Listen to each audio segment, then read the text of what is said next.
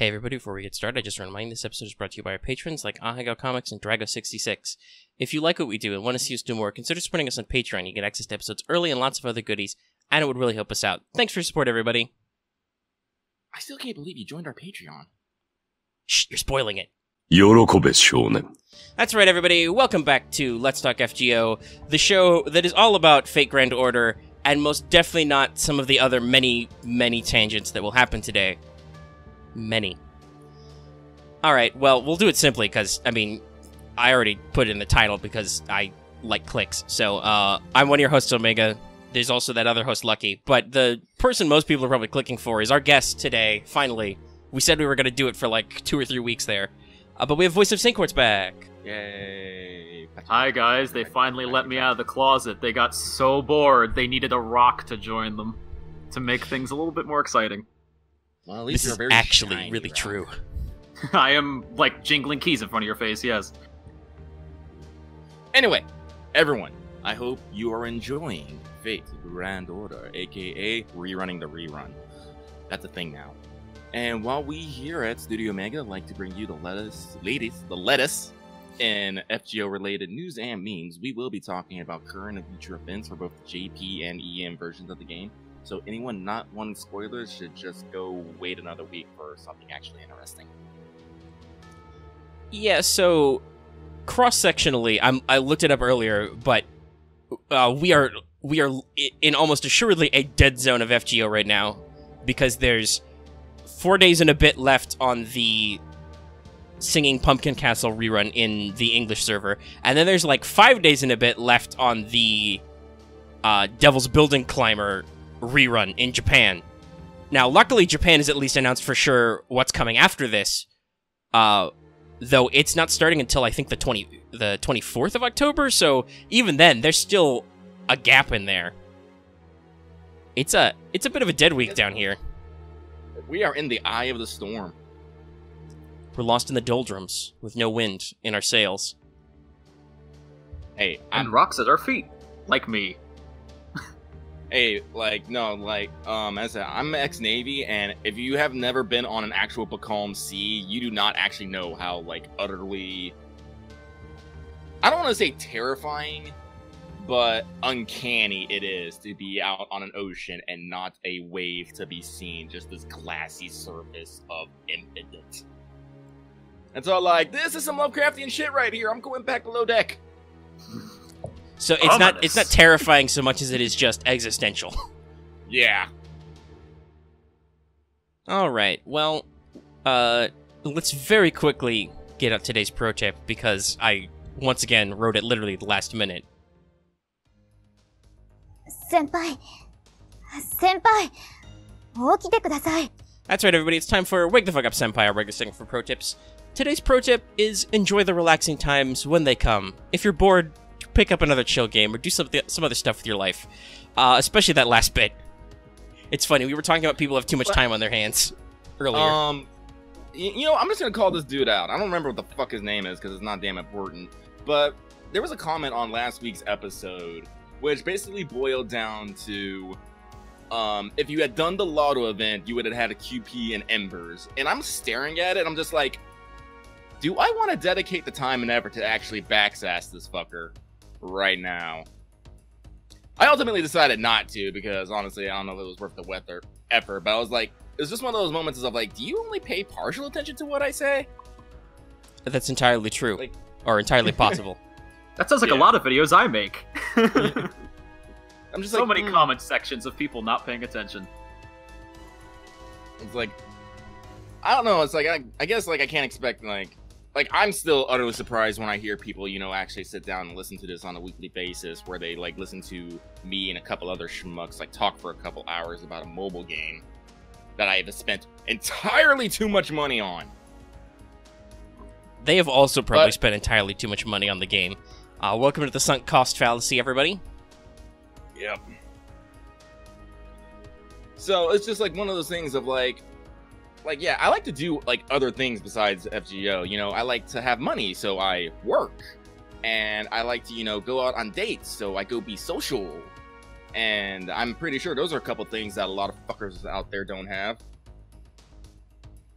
I mean, Ooh, I that was probably too spicy. apart Wow, from the lucky fact having that a my social life, that alone is pretty spicy. other than the fact that my phone's getting weird about playing FGO. It's only FGO. I can play Azure Lane or Girls Frontline pretty fine, but occasionally if I like let my phone idle or something for too long, it gets freaked out. Usually when it's trying to run an NP and it's like, I don't have enough battery. I'm like, you've got like 70% battery. Man, but- don't you guys understand? FGO is a competitive game. You have to be on top of everything all the time, or else you are not good at this game. You should get the fuck out. I'm still butthurt when from Omega sassing my Raikou because she doesn't have high skill levels. That's fine. We have lots of friends with Raikous. There are multiple. I know multiple people with MLB K scopes. Oh yeah, I have an MLB K scope now. God, that's Put it on somebody. There's all the butthurt revenge you need, because I still only have the 1K scope, but I have 3 2030s. It's so weird. No, like, because I have, like, now that I've maxed Limit Break, I have gotten, over the course of a year and some change, 7K scopes. it's a lot of fucking like, K scopes. I've gotten 2 fragments of 2030, but, like, there's some other, like, I think I've maxed Limit Break. I know I've more than maxed Limit Break, Limited Zero over, and I think one other of those initial 3. So, like, I have really good CE look with, resource, but I still don't think, like, God, what's the CE with Irie holding her hair together in prayer? I can't remember it. Whatever that one. Angel Song? Yeah, that's not Max Limit Break. Like, I kind of assumed it would, but, like, no. Yeah, I've got some 4-stars that are kind of weird. Like, I think I've only ever gotten 1 copy of Projection, but I have an MLB Verdant Song of Destruction. I can't stop getting Projection, honestly. It's so weird, right? How some CEs like people and some others don't. Like, it took me forever to get Formal Craft, but I've gotten 2 or 3 copies of Prisma Cosmos. Oh my god, I am so close to getting Waver to Bonton. So close, I can taste it. Well, since they did in fact add Caldea Lunchtime, I feel like I've definitely been cruise controlling on some of those bond level gains. Because wow, like, honestly, that MLB amount is a lot. Yeah. Honestly, I haven't been using. Like, I got my MLB at lunchtime as well, but I haven't been using it because I'm like, I said, I'm chilling in the event. Oh god, that's a dragon. Yeah, I've noticed a lot of people seem to think that now that Caldea Lunchtime exists, we should only grind for bond levels, and we should be grinding all the time. It's like, no, it just dumb. makes it easier for people, like, who are more casual with the game, like any of us, for example, to actually get those bond levels. It doesn't mean we need to do this, or else we're inferior. Voice, are you admitting that you're a filthy casual? Well, I'm not let's just put it this way. I also make videos and make lots of content and like to watch animus, so, I mean, I can't exactly play FGO all the time. Voice, welcome to the Filthy Casual Club.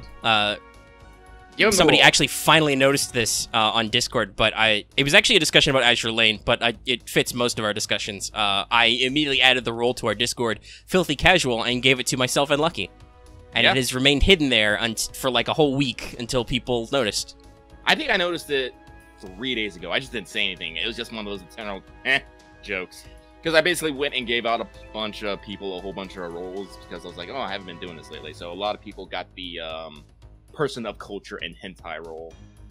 They know who they are. Yeah, they'll know. Anyway, yeah, so yeah, we're not super intense on this. I mean, the bonus from MLB is pretty amazing, so yeah. Especially if you do eventually double up. Like, it's super weird how Chaldea Lunchtime works. I'm assuming, like, all the other kind of... Don't all the other Mystic Codes, like, of this variety not do the same thing? Don't they only go up to 5 or something? Or do they all, like, bump up to 10 bonus for everything? I'm pretty sure they all bump up to 10. It's just that most of them are not very good abilities, like raising your Mystic Code level. It's like, that's not really urgent. Yeah, no, Mona Lisa is 2% per CE and then 10% MLB. I don't know. I feel like I could get some mileage out of the Mystic Code one. Like, when that's personal lesson, if I remember right. The problem is most Mystic codes are freakishly EXP intense. Yeah, so, every little bit would be helpful. Like, I still, right now, I'm in the Halloween cast, so I still have all my summer Mystic code because I still find it fucking useful. And then it's level 9, I'm like, I'm not gonna leave this at level 9. It will haunt me. I think I'm just in. I don't know. That kind of stuff doesn't bother me. Like whenever people see my my level 64 Leonidas, or when I had Mash at like level 57 before she could go up to gold rare, a lot of people were like, "Oh, it makes me cringe just looking at it," and I'm like, I don't really care. It makes them more special. Deal with it. I don't know. I'm like, Mash is your precious Kohai though, so you should be giving her more attention just because. That's right, I set my mug down firmly to emphasize the point. That was Bwong 4, the rebwongening. The rebwongening. No, we're rerunning Bwongs now. Okay. It was Bwong for the rerun. Okay. Yep. Bwong 2-0. We can make all kinds of sequel and remake jokes. Anyway. Let's move really quick into Records from the Throne. We got a couple of things here. Lucky, it's you. I guess I'll start off. I got Orion to level 90. Her skills are still shit, so. Her skills are always always shit. shit. I am appreciating for this rerun event. It's like I am just getting a lot of random skill drops like everywhere. I'm like, I'm okay with this. Yeah, I've And got a lot of bones. random skill gems. I appreciate it. I also appreciate that at least some of the rewards in the upcoming Halloween event will be skill gems, but we'll get into that. So for me, I got. I finally, it took me a year, but Maiden Halloween is Max Limit Break. Woo! I think I said last time I was gonna do that, but hadn't yet. And then I have successfully assembled a second Max Limit Break Halloween Princess, which is rad. Because that CE is amazing. I'm actually working on that right now. At first I wasn't gonna do it, but then I kept getting bats. I'm all like, I feel like I'm being told I need to get more Irie. More Irie is never a bad thing.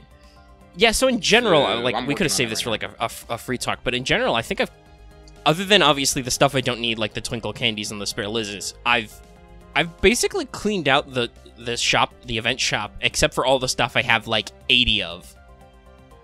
Oh no, I've even been grabbing that because it's there's only gonna be more servants coming out ever. So I'm grabbing what I can. I mean, the stuff though that I'm talking about is pieces and maybe some monuments, and for those I'm like, God, fuck! If I could go through 80 of those, I will probably have an opportunity. I'll be in the middle of something else where they'll give me a shitload more because that's how I got 80 of them in the first place. That's how I felt about QP, and look what happened. Well, luckily you can also exchange for a fuck ton of QP in this event because you can turn everything into cakes, and then cakes make QP. Oh no, I'm planning pumpkins. I don't need pumpkins for shit anymore. That's 50k a pop. Yeah, no, this is a real big QP event too. So we basically mentioned this earlier, but under Skelograms, I have literally written down the slowest news week ever. Because there's 2 reruns, both of which have almost a week left, and both of which, well, for JP, I'm pretty sure we know for sure that their new Halloween event's not going to start right away. And in English, it's a big question mark. We literally don't know. It's not the English server's style to do an event back-to-back, but also this is our first time really doing a rerun, so I don't know. We really don't know. A lot of shrugging. Question marks everywhere. We said this when we did our observational in Shiba. We were like, "Fuck, we don't know." There'll probably be a break. I'm so suspicious though of Oniland, not for Oniland itself, but because of that gap of 5 days in between. It's a suspicious 5 days. Part of that might just be because I think they had to extend Gilfest a couple days. Because they kept having maintenance problems. 5 days. Yeah, but if you had a break week and you shaved off a couple days, then you have 5 days left. You need to basically make up somewhere. So that might be why the gap is shorter than usual. Okay. But it's still, you're sense. right, it's a weird gap. I don't know what they're going to do there. They're going to put some dumb summon banner in there. Also, they put a dumb summon banner in there, I'm all for it. or maybe, probably what they're going to do is they're going to continue to do the half and quarter AP because you need to do Lost Belt 2 to access the new Halloween event. So they're probably making sure everybody has plenty of time to catch up. Oh, this brings up actually a really interesting topic. You know how, like, in NA server, we are constantly getting the recycled story chapter banners before, like, some major event or before a story chapter, a new one, or something like that. I may be wrong, but I'm pretty sure there has never been an Epic of Remnant 1. And you would think that'd be super easy to do. Yeah, that would really be easy. Let's see. I mean, I only say this because I've obviously gone over banners constantly from studying for like videos and stuff like that. We do that all the like when we do Wanted. I always make sure to do the like. Okay, so here's the banners they're actually on. Right. So yeah, no, that is a little weird. That it would be pretty easy to do, like a recap banner. I'm not saying that's what's going to happen here, though, but I just thought it was... It's just... You could just roll that over like 4 days or something. It's like, I mean, consider this. Abigail has not had a return in any proper form, except for, like... I guess you could count the anniversary, but I don't count... No. The thing is, normally the anniversary has... Because they have those story banners... But you're right that they haven't had an EOR banner. So, like, that means, technically speaking, Abigail, for example, hasn't had a re-release banner, like a proper one that you can throw tons of quartz at since her debut. I mean, maybe, again, you could probably count, like, New Year's. I think New Year's may have had one with her in it. Where you could throw tons of quartz at it. If not, then that's real sketch, because, like, Abigail is super popular. Let's see. Campaigns. Nope, just Salem 2. Wow. That's talking, like, Bryn levels of shrug there. How popular is... yeah, okay, so Hokusai has still only been in the Happy New Year, too, but... Yeah. That's somewhat expected for New Year's. Not for a story chapter servant. Like, think of this, like, Queen of Sheba, a 4-star from that same chapter, has had more re-release banners. Literally the same banner, in fact, because I just saw that image. The Salem 2 is, in fact, just Queen of Sheba and Abigail. Right. And she's been in both class-based summoning and Battle of New York. It just weirds me out so much. Yeah, Battle of New York, she got a re-release, and I'm just like, I mean, I'm okay with this, but what about the 5-star? Let's see. Okay, so Bryn has officially only been in 3 banners. There was the original 2/5 million. There's the Nerofest Redux, which will be next year for us in English, and it was last year in Japan. And then the Gato Dameron release campaign. So there was a little bit of a gap there, but it's been pretty regularly, like, basically once a year for Bryn. So, yeah, no, we're coming up on, like, a year out from when Abigail was released, so hopefully they'll do something. Right, because the closer, we're on October now, the closer we get to a Reshkagal re-release, which is inevitable for probably Christmas, yeah, because they'll the more I'm going to start questioning, what the fuck, DW? Well, I think the Epic of Remnant timing was also really weird, because, by God, those last 2 chapters were really close together. Yeah, there was like a month and a half gap between Shimosa and Salem. Yeah. It was close. I do not think we're doing that again this year. We're gonna be, especially because the Halloween doesn't start until like the 24th of this month, we're gonna be lucky if in November there's like Lost Belt 3. Right, because I've had some JP friends speculate with me, like, you know, like, oh, well, they'll probably do Lost Belt 3 in September, and then they'll do Lost Belt 4 in December. Obviously, that did not happen. Yeah, so that's what that's what I thought, because they might actually break the cycle. Of 4 chapters a year and just have 3. There's 7 Lost Belts, right? I think there's 7 Cryptors, so there's 7 Lost Belts, and then assumably there's going to be another... Like a final chapter. Yeah, another equivalent to the upcoming in English. We've warned people that the fabled Solomon finale chapter is coming. Right. So there will be an equivalent of that, presumably. Of course. So that means that, yeah, no, they're going to have to pick up the slack, otherwise they're going to end up with the problem that JP had in this time that we're about to hit in English, where it was literally Christmas Babylonia Solomon. Like, all smacked together, no breaks. we feel confident saying that based on the fact that they've done it before, we're pretty sure Babylon is going to show up in like the middle of November, because that way Christmas will actually be in December mostly, and then there's a story break. Mm-hmm. That's not guaranteed, but that feels like what English has done. Yeah, I honestly, I've been telling people that I like that a lot. Also, it's because November is such a nonsense month in JP. Like, this equivalent November, it's just full of random raid-ups for no reason. Like, there's an Altera banner for some reason, there's the Extella release event banner, which we're not going to get because Extella's already come out. We already had the event for Extella, I'm hoping we just what they don't have do the is banner. to take a bunch of these, like, weird-ass banners and just try to make them into, like, maybe one kind of, like, what do I want to say? Just kind of, like, festival of banners? That would be a good way to do Thanksgiving. Or something like that. That would be a good way to do Thanksgiving, would be to grab a bunch of random raid-ups. I know people are still like, oh, we're super suspicious, they're gonna save Jolter for Thanksgiving. I mean, that still wouldn't be a Thanksgiving event, though. That would just be delaying the millions of downloads until Thanksgiving, which they could do, but that's not what they did last year when they made a Thanksgiving event, so... Well, remember what happened with last Thanksgiving, and also, people didn't like it. The backlash that they got from that. Yeah, even I disagree with that in hindsight. It was pretty sloppy. It was also very assuming that everyone would be okay with it. Yeah. Well, I mean, it was... Phrasing it as releasing Skahawk was good, because that was about the time that should happen anyway. Right. The putting the guaranteed SSR in there was bad, because they had to remove 2 servants. I mean, that didn't hurt me anyway, but it hurt my soul a little bit at the time. But it freaked out a lot of people, because it was a month early on having to pay, and when you're talking about money, that freaked people out a little. You're like, well, shit, do I have the money this month? I was expecting next month.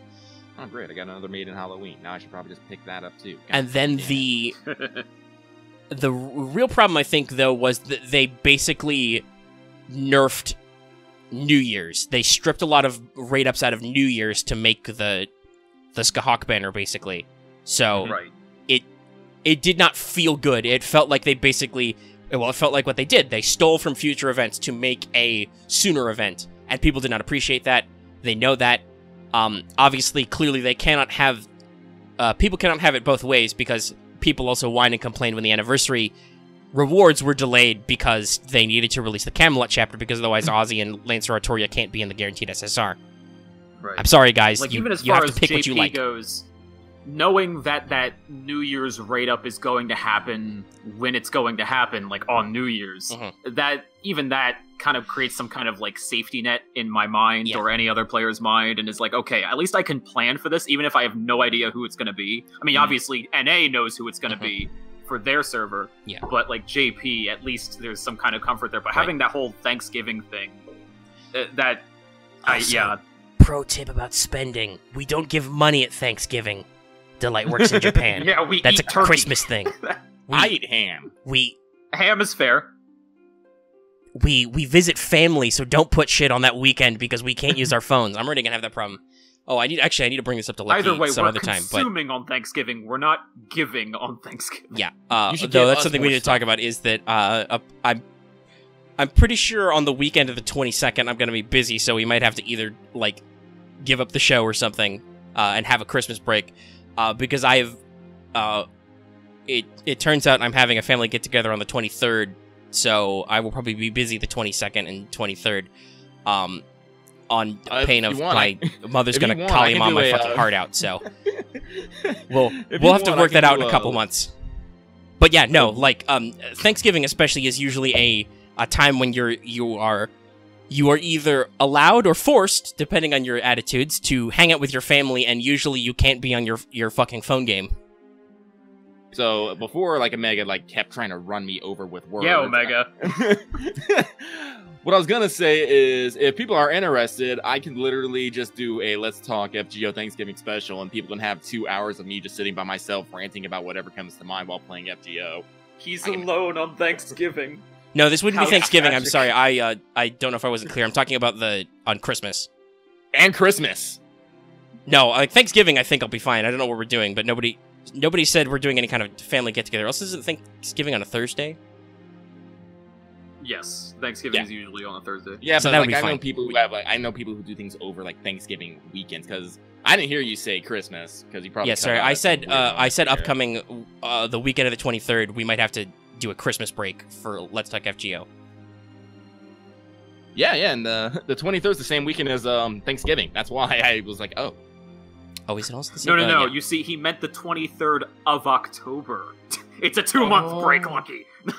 I am so confused. That's a Tuesday. That doesn't make any sense. Okay, so this month, you're doing something. No. Okay. That was Voice lying to you, like a lying liar who lies. No.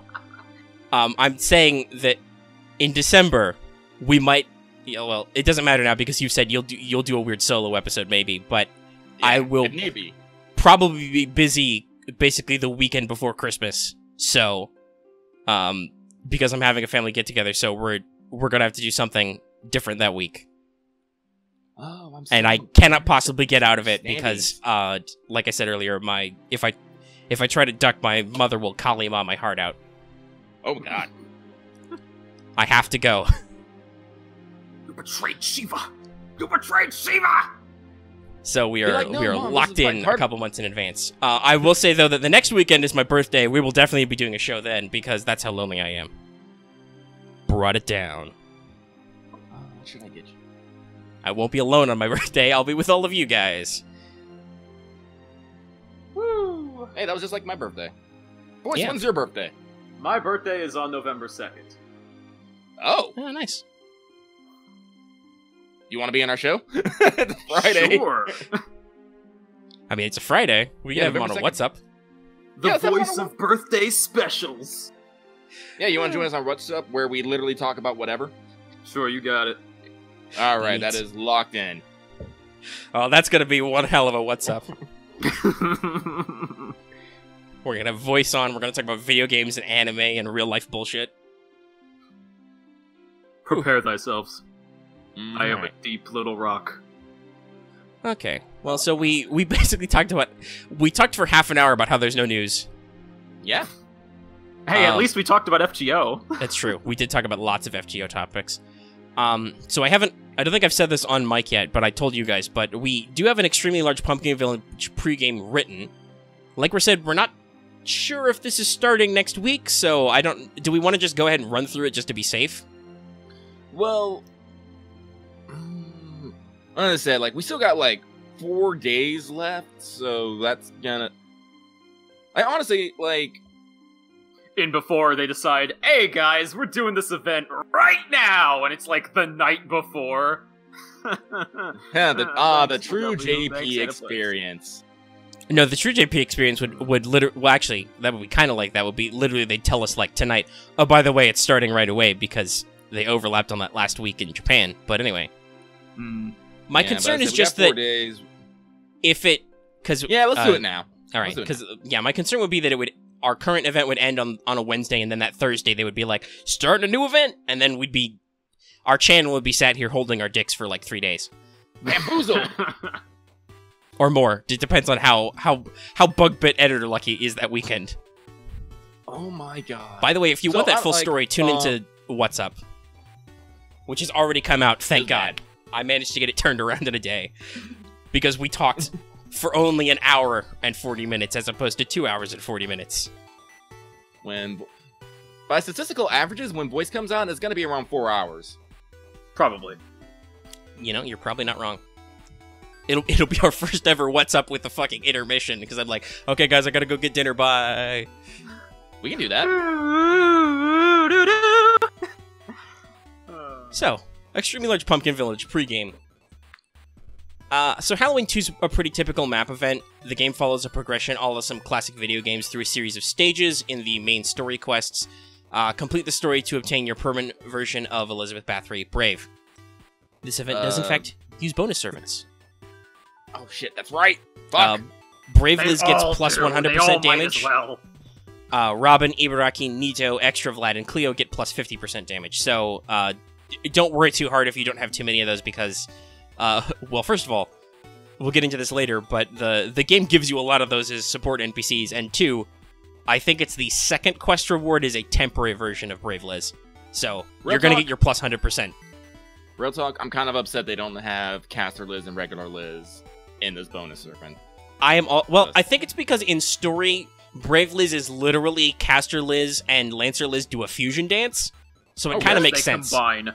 Yeah. Oh, did not know. 10 out of 10. So I think that's why they don't count. So main quests. Me to open up my armor.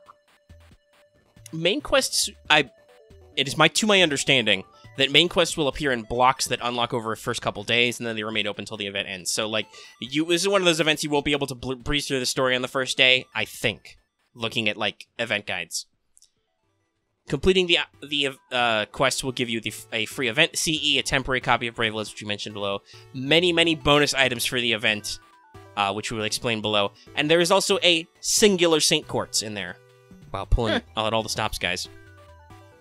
I said this in our Discord when I was writing these notes. I think they just did the bonus events so they could give me less Saint Quartz. Because, like, I checked. The rerun of the Halloween event going on in Japan now has no bonus items and has, like, the same number of story quests. So it has way more Saint Quartz in it. And I'm like, you fuckers, you really are. There's, like... How dare they? 7 or 8 quartz, I want to say, in the current JP Halloween event, or more. Like, not certainly a meaningful, but there's a couple of YOLO pulls in there. This is, like, one singular rock. Yes. So for many of the fights, you can expect your only... Imagine Aniplex taking that away from us because everybody considers Aniplex USA to be even more stingy. Well, like, luckily, I think it's just one rock. Who needs it? I think that we've managed to communicate, just in general to the community, that it's not Aniplex's US fault. It's still Aniplex JP's fault. The US just does what JP tells them.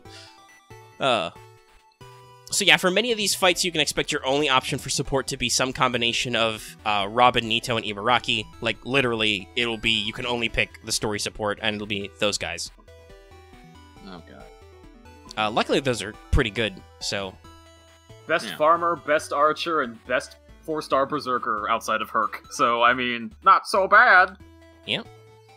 Expect bosses to include a few servants and some importantly spookum mobs, which range from, like, 50k HP to 100k HP. It's not a big deal. You've fought way worse, everybody.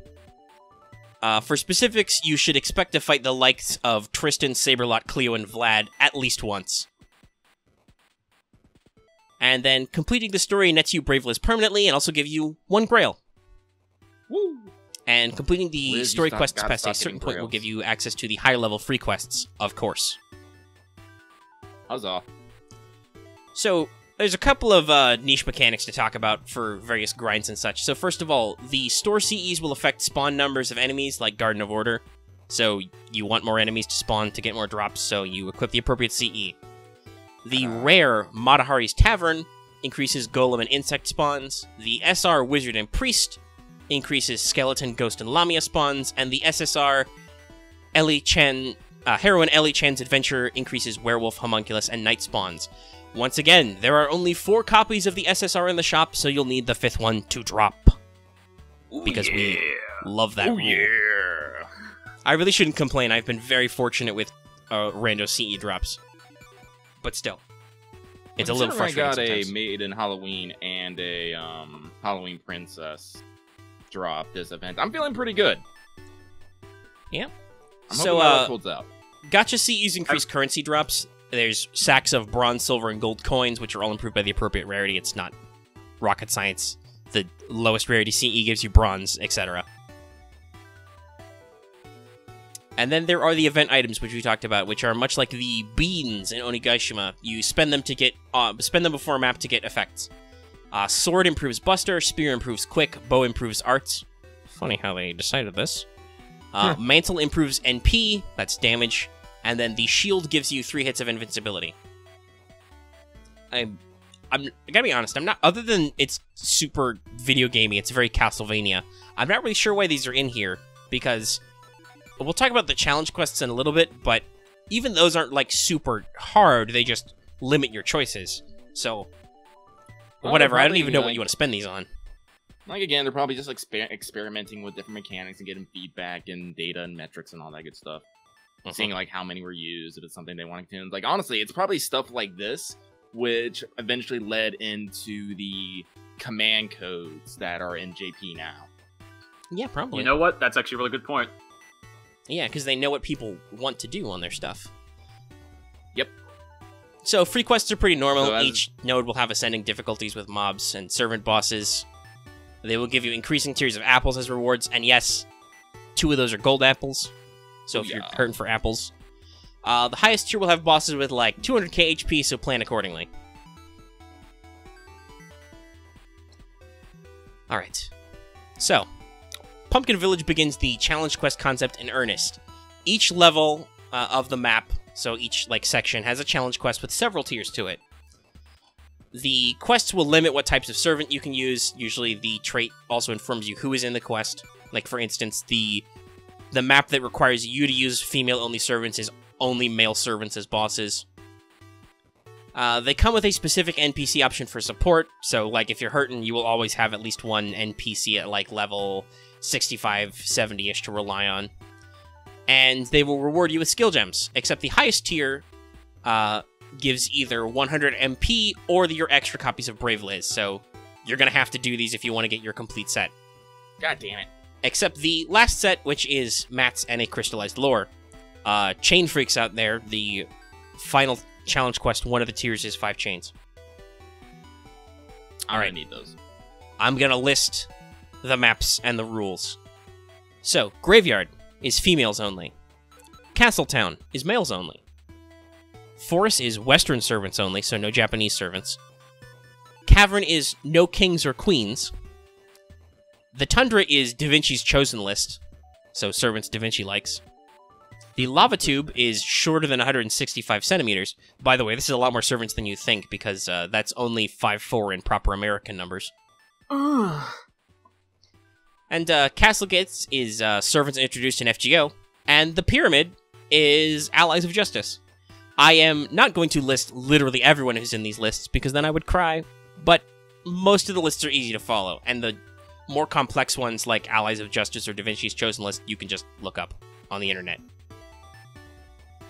Actually, I think, if I remember correctly, on this event, when I played it, it actually blots out all the people you can't use. So yeah, I don't even I'm think pretty sure actually have to use you those lists. physically You can can't find pick out. them. It's just, this is just I'm saying, if you want to look up people to level.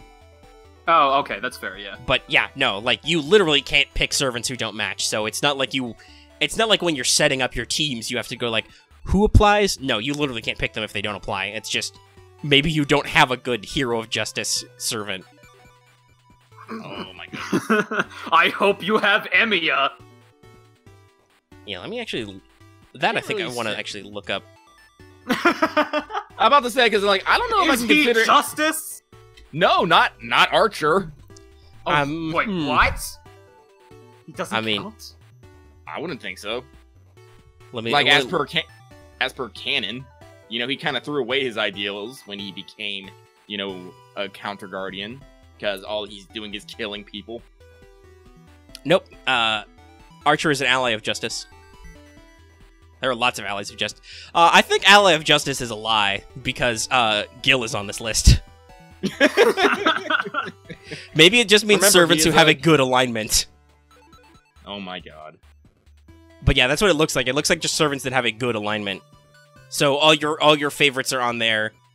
All your various saber faces. Many archers. I mean, you've got Chloe's on the list, so you're fine. Hopefully nobody's brand new. Man, this is one of those reasons why I'm really, really, really glad I started FGO day one. Like a lot of the mobile games I play because I started day one or within the first week. Mm-hmm. It's a really good time to get in there because they give you free shit and it gives you an opportunity to unlock all the good stuff. Mm-hmm. I get to ride at the front of the train and stay there. So, the store is where you will find the store CEs, the Dragon Orbs you need for Braveless's Ascension, another Crystallized Lore. Yes, there are 2 Crystallized Lore in this event. There will be 3 Crystallized Lores when this event is rerun, assuming you got the Grail already. There's also QP, EXPs, foes, and MPs, just like you hope. So for those of you working towards max limit breaking your Chaldea lunchtime, there's quite a few Mana Prisms in this event for you. There's some of the event items, and then mats, which include fangs, lamps, grease, hearts, snake jewels, feathers, tears, and scarabs. I suspect people will be mostly after the hearts and feathers. Of course. But also maybe some dragon fangs, because holy fuck, everybody needs so many dragon fangs. Like, I have like 80 fangs, but I'm pretty sure if I started dedicatedly spending them, I would run out pretty quick. And then the summoning campaign, just to cap this off, should just be Cleopatra, Extra Vlad, and the CEs.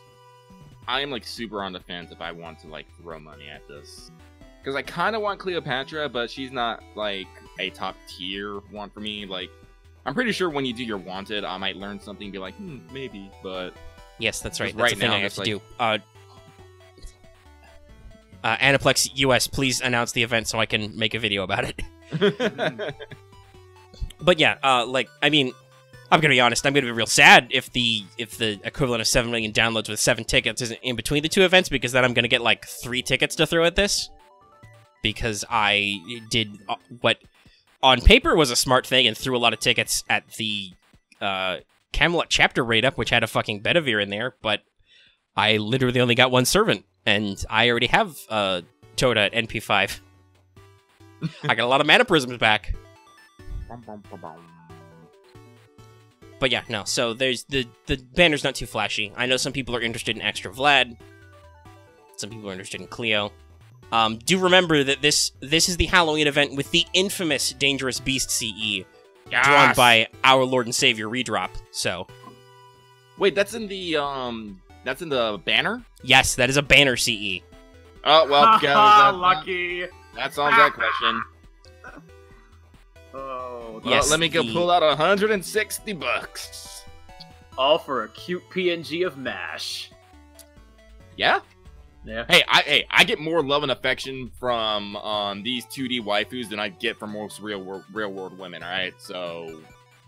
And welcome to why this game is successful. Also, for those of you who are also men of culture, this is also the banner with Witch of the Moonlit Night. Da Vinci. Sexy Da Vinci thighs. I want to know who did the cover to the FGO OST, the first one, because apparently they like some Da Vinci butt too. It is. I mean, who doesn't? Deep thoughts here on Let's Talk FGO. I like butts. And he cannot lie. I'm not gonna say the next line. But you other brothers can deny. Alright, he did it anyway. When a girl walks in with an itty bitty waist and a round thing in your face, you get... Sprung. Demonetized. Alright, well, okay, I'll stop. And yet, somehow... I just have those moments where I'm just like, I can feel Omega's side-eye just intensifying. From across the country. Omega be creeping. He be creeping. I feel you creeping. Oh, Lord. So here's where I'd like to point out that pregame in its entirety took about 15 minutes, and we are still at only 45 minutes into the show. We really have literally nothing. I guess we should say, do we have any comments about the way it sounds like Extremely Large Pumpkin Village is laid out? Like I said, you know me, I don't look up dick unless I have to, which is very rare. The only thing I know about about this event is a really bitching BGM track, because I play around in the OST a lot when I'm doing editing. I expect Editor Lucky in the future has put some of the music in this section. Oh yeah, no, totally.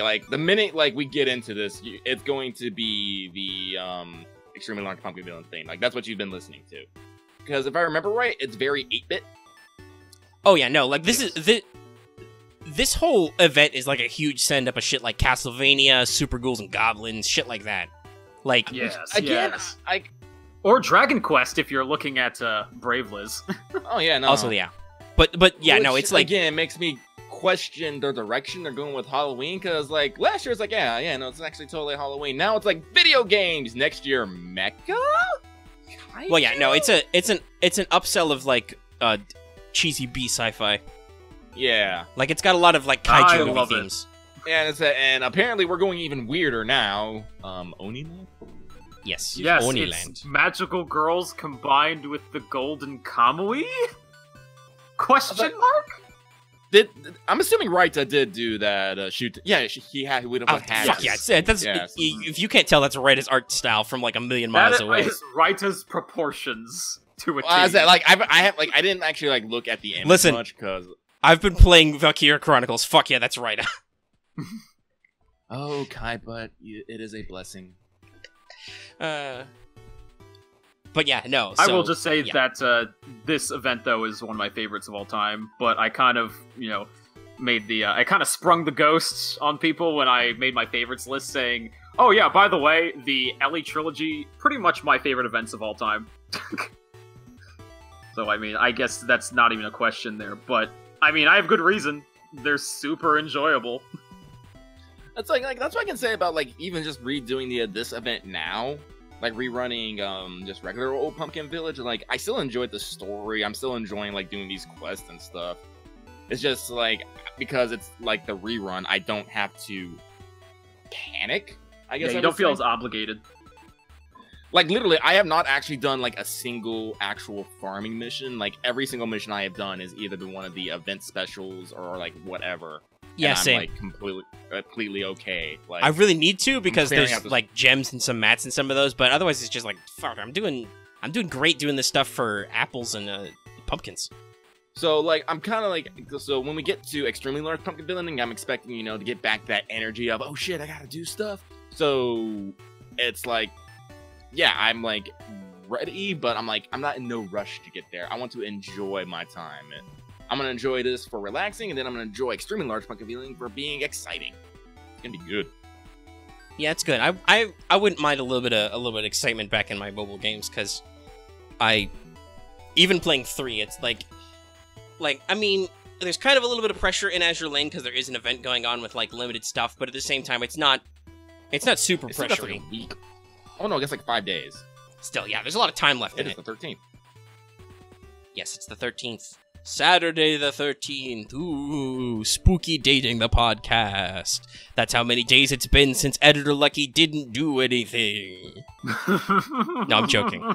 First of all, Editor Lucky goes to bed right after... regular Lucky goes to bed right after the show usually, and then wakes up as Editor Lucky, so there's at least, like, hopefully 8 hours, but probably not knowing Lucky, in between when the show ends and when he actually gets the audio to start, so... That's not entirely fair to say It's a whole He's ritual. doing nothing. There is much blood and goats and ominous chanting. Alright, so like I said, we're at only like 45 minutes into the show, which is abysmal for I'm us. glad we have voice on, because otherwise we'd be at like 20. True. That We is would have very immediately true. blown I mean, through. I We have no news to literally talk about. made an entire topic for you guys middle of this already. Yeah. But if we're gonna fucking free, since we are in the fucking free talk, yeah, I'm gonna rename it fucking free talk. No, The fuck? No, Free don't do talk. that. we're going 90s, man, radical. We are in free talk though. You're Oh, not my man. mom! God! Shut the fuck up, Omega, you don't know what you're talking about! Man, just chill, bro. It's gonna be all right. No, there is no chill, man! It's the era of Ironically, grunge! I think I'm the most chill one here right now. Man, I live in the Pacific Northwest. This is like you cannot escape the grunge. I imagine. But like one thing I mentioned this earlier, like before the mics went, but like something I did want to bring up is last time we talked with Voice, it was for our guild versus the world discussion, and me like I don't go around like looking at like analytics a lot because I like to be surprised, I guess would be the word. More often it's like I am literally blindsided and slapped with statistics, and so I just recently checked this like not even an hour ago, but on Voice's channel, Guild vs. the World has 50k views. I think it's like your fourth. Is it like your fourth or fifth best video or something like that? I can check for you in a minute. Yeah, I didn't like see like your top rated ones because I know like you have a couple of them that have like over like. I have some 200. that are gigantic, yes. Yeah. But like I see like you usually have like I know the ones that like both the ones we did with you with the welfare servants and Gil were like around 50k, and then like a lot of your other ones seem to like level around like 20k, and then you have some that are like 260 like k. I'm just like it's like you just like like you're in those branches, so I don't know. But the also thing that like the views didn't really surprise me that much because your fucking Voice of Saint Quartz like literally one of the most popular FGO YouTubers out right about now. Why the fuck are you friends with us? But you said it had 1.8 thousand comments. Yes. And that was what blew my mind, that people were talking about it that much.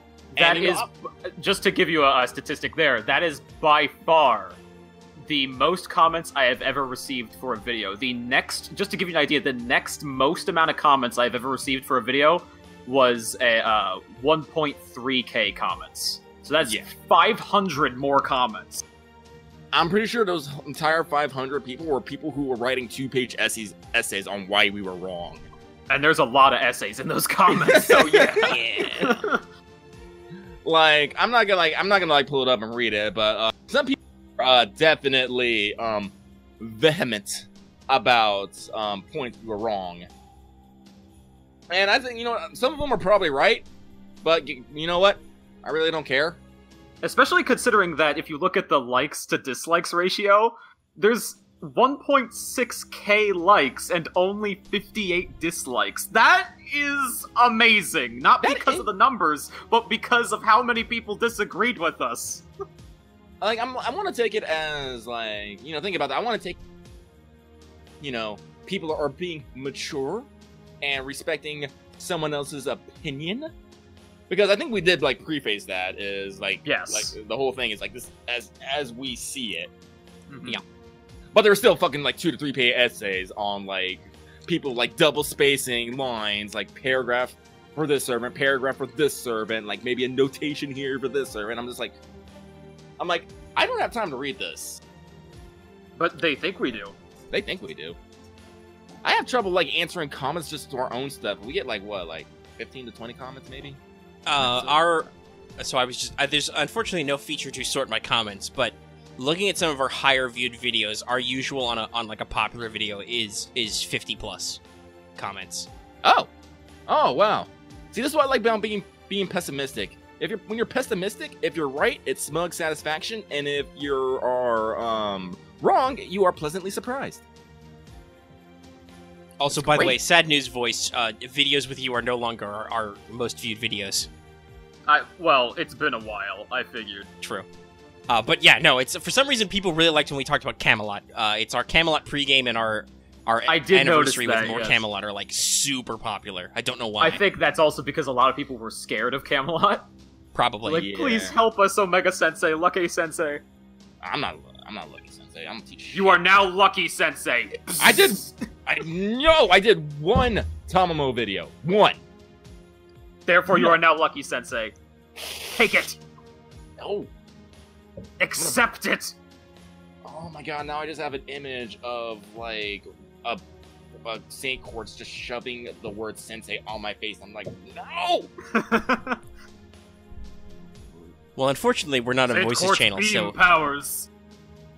Wait, was that? Unfortunately, we're not on Voices channel. Powers to chisel Sensei into your forehead.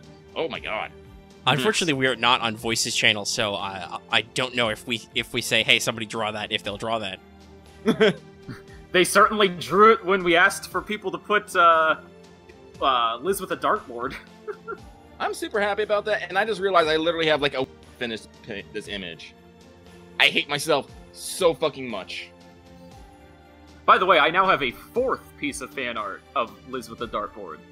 The artist I have for an upcoming video of mine actually was listening to that exact video, and she was like, this dartboard idea is awesome, so I drew it. And I'm just like, well, lo and behold, you're not alone.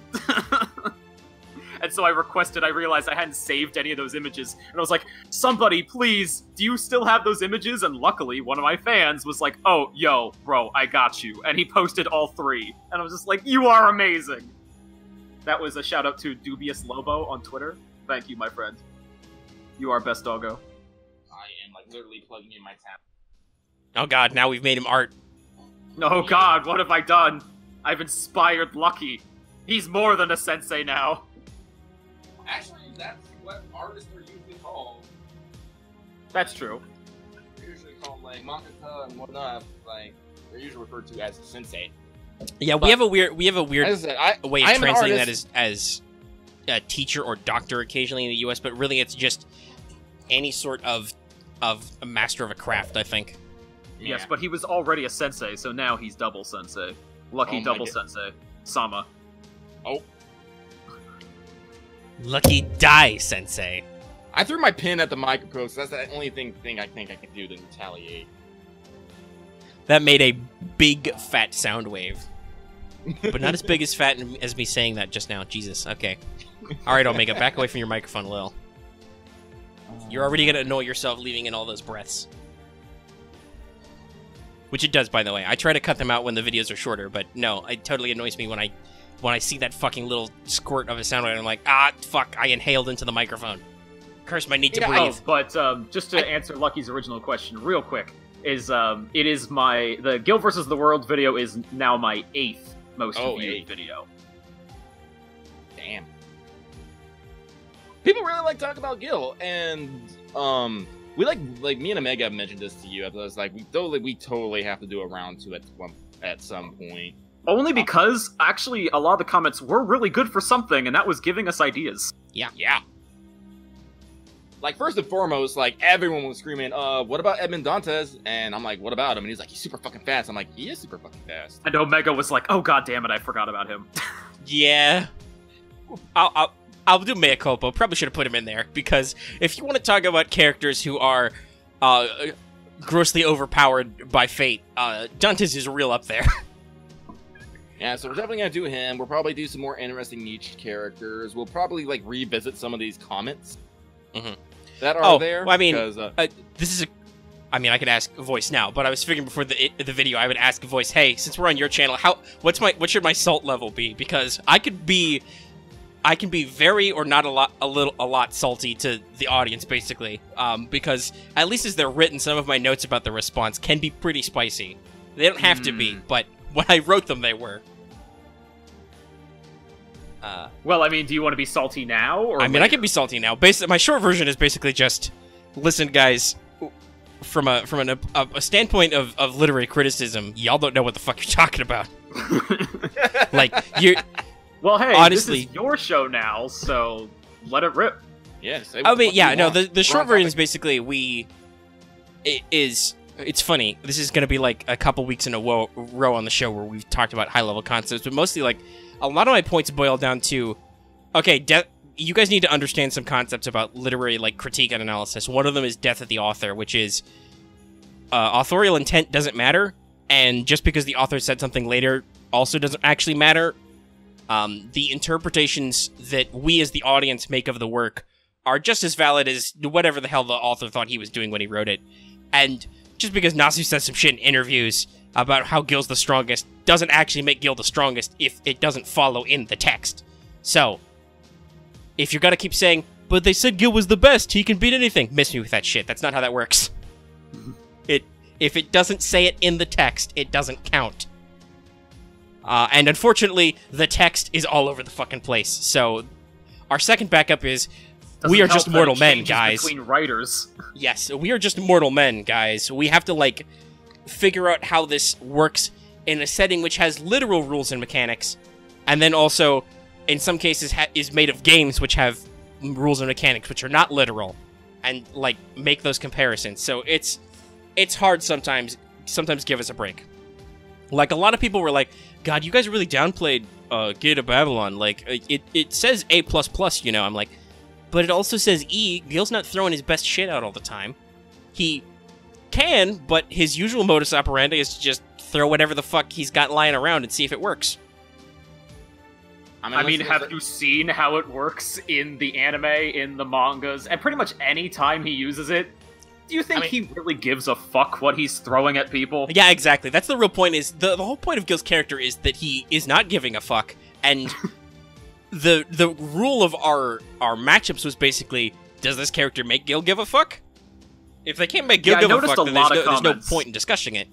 I noticed a lot of comments, since I see basically every single comment, a lot of them went into really weird modes where they're like, well, I think you're underestimating Gil's ability to do this or that, and it's just like, but every single time it was very clear, or okay, I'll be fair, I'd say it was closer to like 80% minimum of people who were actually overestimating Gil's own willingness to use his abilities in certain ways. Like, by that I mean, I think people are actually downplaying how arrogant Gil is, and I would say you should go check out pretty much anything he's in.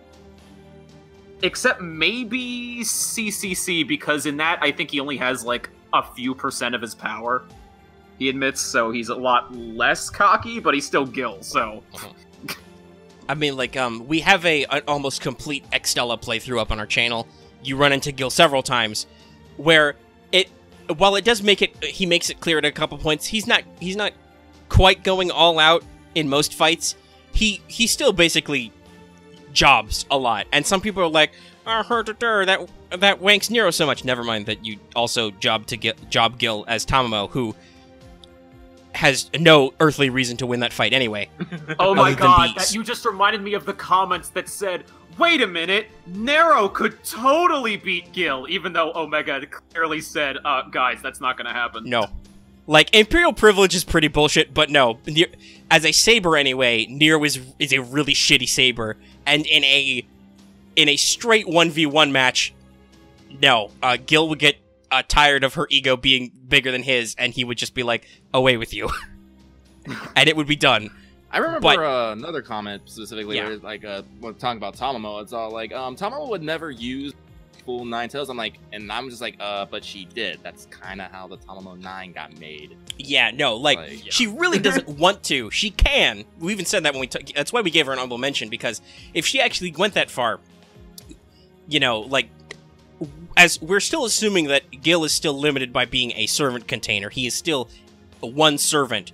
He might be the biggest one servant, but he's still one dude, right? That's like why we didn't talk about, like, team matchups. Like, I bet if you got all the Knights of the Round together, that would probably go badly for Gil. Just because all of those guys are really bullshit on their own. So if you put a whole round table of bullshit, it's gonna be rough. Now I want Gil and Ozzy versus the world. That'd be the most fabulous, glittery match ever. That would probably require a team, because actually beating... I'm pretty sure in Prototype, the fragments, actually beating Oz required a whole team of multiple high-level servants. But anyway, yeah, no, so, like... The Tamamo with 9 tails is... basically like 9 Tamamos times together, so she is more than one servant worth, and she'd win, but she really doesn't want to do that for a lot of reasons, so it's like a hypothetical, which the whole thing is anyway. So hypothetically, yeah, if she decided to go 9 tails, she'd win. She really doesn't want to, though, and outside of that, she would be hilariously outclassed normally, because Tamamo's stats are shite. In fact, actually, like, isn't basically the reason that she would just beat Gil is because, I mean, oh man, I don't want to bring up Babylonia. I really don't want to bring up spoilers for Babylonia, only because of NA server. No, but I'm just saying. I got spoiled like a couple weeks ago. I'm still hurting from that. Okay. Yeah, he got the big one. I'll just say because Beast class. Like, she would. It's apparently hypothetical. I think maybe even said at one point that she would become Beast class, and that alone is like, I don't know if Gil could 1v1 that, considering what happens in Babylonia. Yeah. So. Well, also, yeah, no, like, there are... Our fans who know and who lurk on our spoiler channel will understand this, but there are certain characters who are associated with being beasts who may have been lurking in corners of the Nasuverse until now, which are described as redonkulously strong. So yeah, no, like, the full 9 tails golden-faced fox Tamamo is a serious business situation, which would be really bad. Without even getting into she is also an aspect of Amaterasu. She would not become Amaterasu per se, but I'm pretty sure Amaterasu would be really strong, because she's a cosmic deity who is also technically still worshipped even now. Like, Sure, Shinto is limited to Japan mostly, but they've still got the big, huge shrines and stuff that people go to. Real talk, like, ever since I did that Wanted video, I've been, like, really entertaining the thought, like, I know this version of Tamamo is the Amaterasu, but, like, if they ever did a Tamamo altar, they should totally base it off the ideas of, like, Daji and Lady Kaio, like, the actual really fucked up that incarnation. That would be super interesting, I think. Yeah. I think. Well, also, there's also the possibility that some of the Tamamo 9 might take more from those influences. Tamamo herself seems to be able to lean on, like, Daji and Kaio and... was Kaio the Indian one? Yeah, Lady Kaio. Yeah, that's it. Because she explicitly mentioned... It's, once again, talking about our Stella playthrough. Go watch it. It's great. Because it was... Because Daji and Bao Si were the Chinese. Right. Lady Kaio was India, and then... but Tamamo alludes to the fact that she could turn into her curry harlot mode, whatever that means. Her Indian curry. So, yeah, no, like, she has access to those powers, even if they may not be her 100%, but yeah, there would be interesting ways.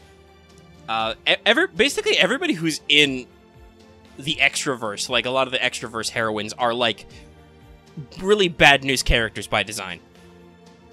Even Nero. Like, but that's a whole different discussion. Like the hypothetical writer Nero writing the Beast of Revelation. Okay, there's your Gil matchup. I would not be surprised if we either see a Tamamo altar or a Tamamo, like, beast class in the future. Like, it's kind of inevitable considering that Lost Belt Assassin is Tamamo. Yeah, is another Tamamo. And there's on top of that, we have this sassy pink-haired woman who kind of looks a lot like Tamamo as a major part of our cast for Lost Belt. Yeah. So I would not be surprised if there's a big reveal later, and then there's some power nonsense. I don't know if it's a big reveal because everybody has figured out that Konoskaya is a Tamamo. I would be surprised if the game treats it like a big reveal. Yeah. Like, well, of course we know, but, like, I mean, dramatic irony and such like that. Yeah, I think a dramatic irony is when there's, like, they literally pull a, like, rug from under feet. It's like, nope, it's actually something different.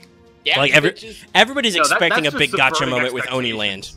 Because the JP Twitter tweeted out in the news announcement again for the new event, and the news page still just says, and you'll get the mysterious 4-star servant. They still won't say what the name is, despite the fact that, golly gee willikers, that sure looks like a shootin'. See, that's what I'm saying. That's what I'm saying. But yeah, like the 2 welfare servants.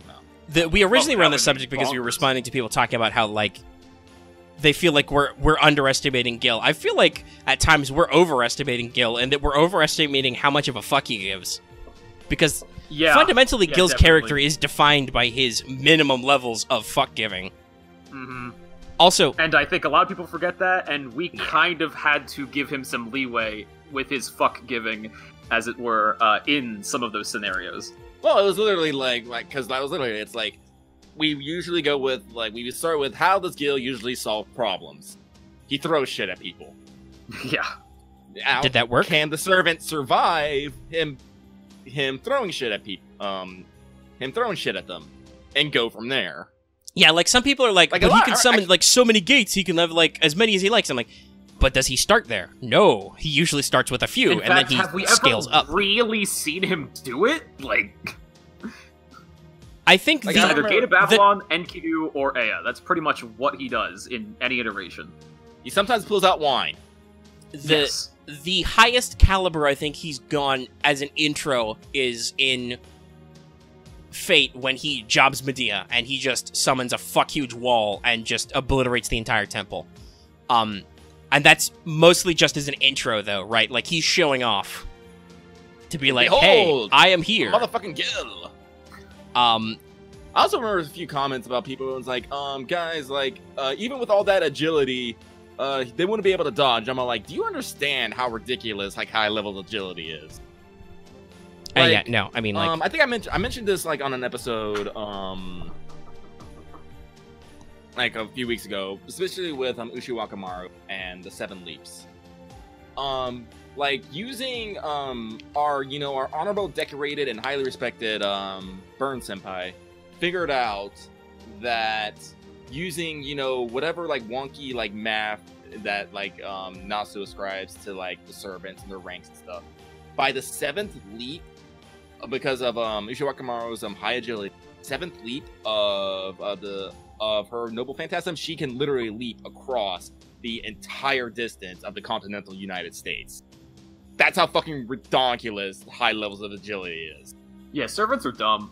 Yeah, when we did our big exposition, like, okay, so here's what servants are like, what their capabilities represent. There was a lot of like, by the way, in case you forgot, servants are fucking stupid, and oh yeah, it was during the that visual medium is constrained, right? Like, yeah, as beautiful as Ufotable is, they literally cannot represent how fast these guys are supposed to be and how dumb the stuff they do is.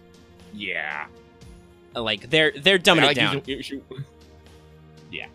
I will say, so supposedly in Strange Fake, and then this was added in the anime of Unlimited Blade Works, Gil does the dome trick where he, like, surrounds the enemy in portals and shoots at them, which is one of his stronger moves, but in the anime, obviously, he just, Emiya just, Shiro just traces Dryas and it's fine. Because, once again, canonically hard counters. Which is, I think, the last salty point I want to get to, which is, by God, people, just because they say, once again, just because they say Gil's the strongest, you guys take that way too much at face value. If you look at the original Fate Stay Night, Gil's basically a jobber. Like, he's supposed to be a heel wrestler. It's the difference between feats and what's it called? Just things explained to the audience. Like, it's said I can do this. Yeah, but does the character actually? It's talking about classic show versus tell writing. Right. What do they show? They show Gil's pretty badass, but ultimately, in all three routes, assuming you're following them to their canonical end and you don't just run into a bad end, and Taiga yells at you for how dumb you were, he loses. By the way, I just remembered it's feats versus claims. That's that's a good way to talk about it. That's basically like the fundamental show versus tell of writing. Which is, by the way, if you go to a creative writing class, one of the first things your professor will teach you is show, don't tell. You should illustrate your point rather than just say, and he was the greatest of them all. You should explain why in the text, like show. Don't just say, it was fall. Talk about the fucking leaves or whatever. Talk about the characters buying a fucking pumpkin spice latte. What? Oh, I'm sorry, I heard pumpkin spice. I knew that would get a rise out of you. Don't get too but yeah, so Gil's good, but in the original text, he loses. He often loses in embarrassing ways, and he loses in all different ways because of his limitations. Some of that has to do with hard counters, and some of that just has to do with he's just not prepared to fight people full force. I mean, fuck, in the Fate Zero event, you job the fuck out of Gil with, like, canonically, I think you just have El Meloy 2, Lancer Deermud, Mash, and do you have Lancelot on your side? Yes, you have El Meloy, you have Mash, you have Lancelot. You're borrowing him. Mm-hmm. I think you also do you still have Deermud and Artoria? Yeah, you still have Deermud. You permanently have Deermud because the first El Meloy basically hands over his command spells to El Meloy 2. Right. But I'm just trying to remember, like, does Artoria, is she still there? Because I know you win over in favor of Irie at that point. Yeah, no, they're having the meeting of the Three Kings, and you guys just jump out of the woods and ambush Gil specifically. Surprise! And you ambush him with, like I said, canonically just... Okay, so, sure, that caster is a super smart tactician who can, like, fight on the equal with Iskandar, but still, like, you ambush him with a caster, with a shielder, with a berserker and a lancer, and just... in one pip, basically just drop kick him out of the scenario. Pretty much. Because you guys do go all out right away, presumably, before Gil even has to realize, oh, are these mongrels coming at me? Oh wait, I'm dead. So yeah, those mongrels are coming at you. The story treats Gil very differently at different points, and I feel like a lot of times we try to be respectful to Gil. Because, like, it would be very easy to just do what lots of writers do and pick our favorite characters and go, oh, of course, yes, they'll definitely beat Gil. Which, like, I'm sure some people argue, but what about Voice's opinion on Abigail? But we were like, like, me and Lucky were still like, well, I don't think Abigail's, like, our favorite character ever, but no, from the way it's explained, her powers are pretty freaky, so... Mm-hmm. But what about the Grail Mud, guys? Gil resisted its mental effect. That immediately proves that Abigail cannot beat him. That is actually people's argument. They were like, Abigail loses just because Gil ever resisted the Grail Mud. The Grail is all the world's evils, though, but Abigail is like Yog-Sothoth. I think they're different guys. Just saying. Seriously, go read some H.P. Lovecraft. Once again, we joked about this in the actual episode. Cthulhu eats 1d6 investigators around. Yes. It's not pleasant. If you actually meet an elder god in Call of Cthulhu, that's like D100 sand loss, okay? Like if you see Azathoth or Yog-Sothoth or something. Like, it's real bad. Like, even just a fragment of any of them, you immediately are just going to be hit with sand loss. I think the least mind-flaying is usually Nyarlathotep, and that's usually because he's pretending to be another dude. Right. But if you run into, like, one of his freakish forms, like the Bloody Tongue or the Crawling Chaos or something, then that'll really flip your shit. Yeah, no, like, it's... Eldritch beings are bad. The cosmic horror genre is full of weird, freaky superlatives like that. So yeah, no, it's... Like I said, I feel like we gave Gil a fair shake a lot of times when... If we were, depending on how we were writing such a conflict, it would be very easy for us to go, and Gil underestimated them and was killed instantly. Pretty much. Actually, I think people were just shocked, like, simply just shocked at how many people we gave the win. Or even a tie. Right. Well, and that was our win. Our win was, could people turn this into a stalemate? Because that's... Right. To stalemate Gil is to basically to be on an equal playing field with him. Right. And even then, that might get you the win just because it's Gil. He's gonna underestimate you pretty much no matter who you are. And honestly, I think, like we said, the characters who get Gil to respect them the most are the most likely to lose. Because that means that Gil will actually give them his full strength, which is actually very hard to withstand. Oh, that reminds me. Some people seem to interpret the Altera fight that we simulated as, like, Altera somehow automatically winning or something like that. And it's like, no, I think that was actually the fight where we said, the more Gil respects you, the more likely you are to lose. Right. And like so I said, if he respects Altera enough as the White Titan, she probably is going to lose. I have, by the way, guys, I have since replayed Extella. It is on our channel. You can actually look up when they have a fight in story, what it's like. And while Altera is clearly not at her best in that state, Gil is also very clearly, like, holding off because he's not fighting to beat her. But you could also easily interpret that as if Altera was giving her all and Gil was still, you know, playing whatever children's game you associate with Gil goofing around, there would very easily be times where she probably could have clinched it because Gil's still fucking around. Like, it's most of these fights are not as cut and dried as some people may want them to be. And that's right. That's the problem with Fate in general. It's oftentimes not simple. Right. Nope.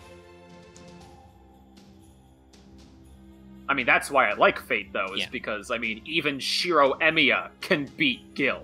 Right. Because he plays on his arrogance. I'm totally making it right now. And, God, that scene's amazing. I love that scene. I might go watch me some UBW later. That's like, I mean, it's the culmination of his whole character, of Shiro's whole character arc in that series, but it's like, yeah, no, that's a fucking rad scene to just, Gil is trying his, well, he's not really trying his damnedest, but Gil is like, excuse me, punk child, did you just send away the person I want to fight so you could fight me? That's laughable. Oh god, you're doing the thing. And it culminates in Gil admitting, in this moment, you are strong. Which is a lot for Gil to say, considering how that conversation starts and how that conversation ends. Yeah. And you can say, it only works because Unlimited Blade Works is literally a hard counter. It is effectively a superior version of Gate of Babylon because Shiro not only can instantly... when you're in the reality of Marble, the swords already exist in that world for him to control, but also he gains some of the skill he needs when he picks up a weapon. So, like he says, he would never beat somebody who studied one weapon their entire life. But for another person like Gil, who doesn't study a single weapon, instead his technique of fighting is just weapons, period, his ability is better. And that's the fundamental thing you really need to think about Fate is written often with lots of conceptual ideas and lots of hard counters. Lots of abilities are written to do a specific thing or stop a specific thing, and that really applies to the narrative a lot. Like, a lot of our scenarios were like, okay, so for this part, this servant is, completely ignores that, or Gil would not be bothered by that, or so on and so forth, and then it's like, oh, but then Gil does the other thing, and that thing bypasses all forms of defense, so then that doesn't count. It's like, yeah, it's a lot of give and take. And the whole point is to make this interesting discussion, so if we're just like, Gil's the strongest, he wins, then there's no video. We wouldn't talk for 3 hours. That's true. Especially if we didn't think that there could be anything, Right. Yeah. But no, there's definitely a discussion there. And like I said, I think I at least have definitely jotted down a decent list of some people who might have some interesting contents based on either what people said or just other people I thought about afterward, trying to think about interesting ideas. God knows more servants could come out by the time we make the next one that we'll have to think about. In fact, funny thing is, I spoke to a lot of people just through happenstance after the video, and pretty much everyone agreed. They were like, yeah, Karna could beat Gil. Like, he definitely could beat Gil. Like, he has the potential, by far, to beat Gil. And I'm like, well, if Karna can, he can't be the only character, right? Right. Well, And also, yeah, I think that says a lot about the popularity, because lots of people, I feel, are only like, but nobody can beat Gil, because they like Gil. They like Gil despite the fact that he's a jobber. I said it. I'll still be salty with you. As a character, at least in the original text, Gil's kind of a loser. And Gil's honestly kind of a loser in his original myth. He is a punk whose people don't like him but can't do anything about him because he's the Divine King. So they literally pray for the gods to give Gilgamesh something to do besides fuck their shit up. And Gil gets his best friend killed, and he fails to obtain immortality. And then the moral of that story is that Gilgamesh realizes that doing all that dumb stuff was dumb, and he should wise the fuck up and be a cool king. That's actually what the story is about. It's about enjoying your life and gaining emotional and mental maturity. Hence why Caster Gilgamesh is actually kind of a bro. Yes. He's still arrogant and stuff, but he also has a work ethic now. Like, he understands what he's doing. From what I understand of the Elma Elish, basically once Enkidu got killed, like Gil had like a fucking nervous breakdown, like almost, and like entered like this. He like became like this pitiful scrap of what it was as he tried to like find a way not to die. Right. He basically has an existential crisis about his morality, and then goes on a big long vision quest to obtain immortality, and he fucks it up several times. And at the conclusion, he realizes, immortality's not for me. I'll just go live my life to the fullest. There's a famous quote from the Epic of Gilgamesh about what man's job is, basically. So yeah, no, Gil is intentionally written to be kind of a prick character who's a loser, who basically loses his way into humility and understands, oh gee, I can be really awesome by being a functional person who is a god king. And Archer Gilgamesh will never hit that point because that's not how servants work. Nope. He is arguably at his strongest, but he's also at his most asshole.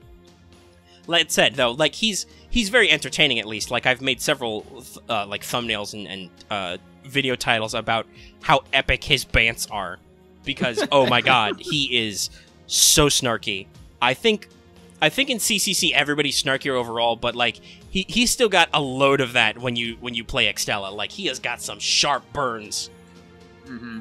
He spit hot fire. Nope, it's not that one either. God fucking damn it, where'd I put it? Lucky's looking for a meme right now. I am looking for a meme right now. But yeah, so like if you still like Gilgamesh, I'm not gonna hold that against you or anything. Like that's fine.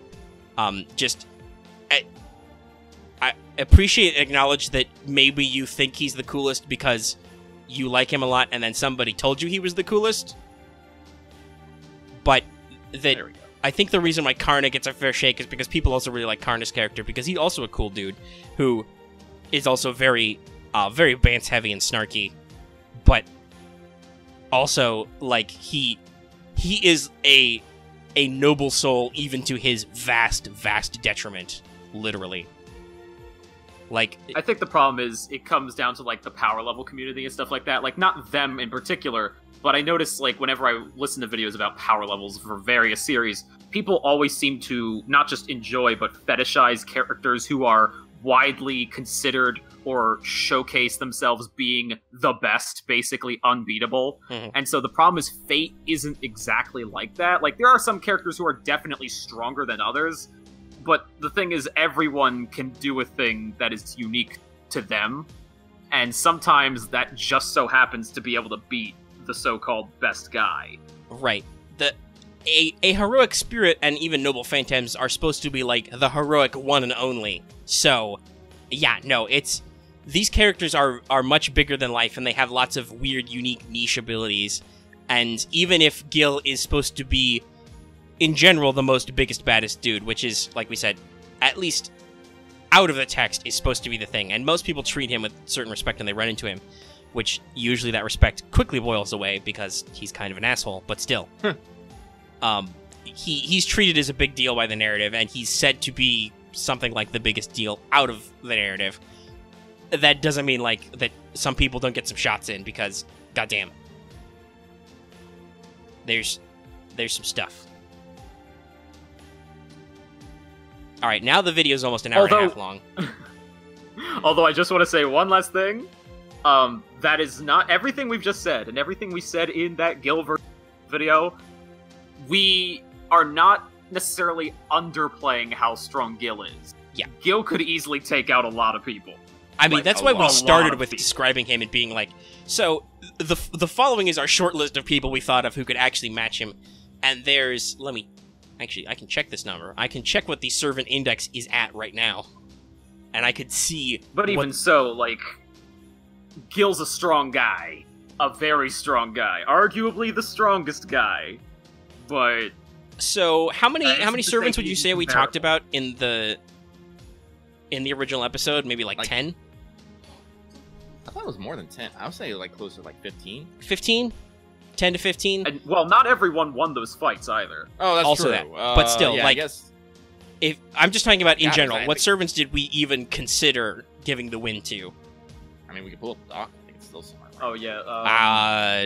You'd have to, like, check past revisions, because I may have reformatted it for a sequel already. 1 second, I could just look at the time codes, because I remember who we...